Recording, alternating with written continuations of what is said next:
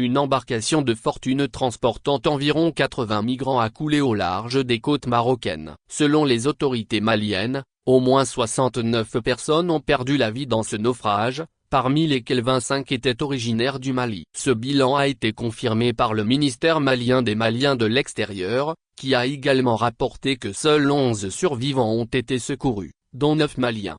Cet incident tragique, survenu en début de semaine mais officialisé jeudi, rappelle les dangers constants auxquels sont confrontés les migrants tentant de rejoindre l'Europe illégalement via la mer, l'une des plus périlleuses au monde. Cette tragédie a conduit les autorités maliennes à mettre en place une cellule de crise afin de gérer l'ampleur des pertes humaines et d'assister les familles des victimes.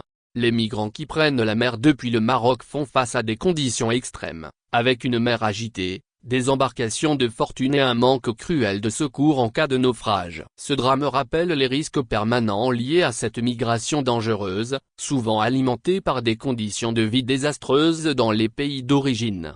Le Mali, déjà plongé dans une grave crise politique, sécuritaire et économique, est un des principaux points de départ pour ces migrants. Le pays fait face à des violences djihadistes, des rébellions séparatistes et une situation économique de plus en plus dégradée, marquée par un chômage élevé et les effets du changement climatique. Ces facteurs de précarité incitent de nombreux Maliens, notamment les jeunes, à tenter leur chance en Europe, espérant échapper à une situation insoutenable, au péril de leur vie. D'après l'organisation espagnole Caminando Fronteras, plus de 10 000 migrants sont morts en 2024 en tentant de traverser la Méditerranée et l'Atlantique pour atteindre l'Espagne, soit une moyenne de 30 décès par jour.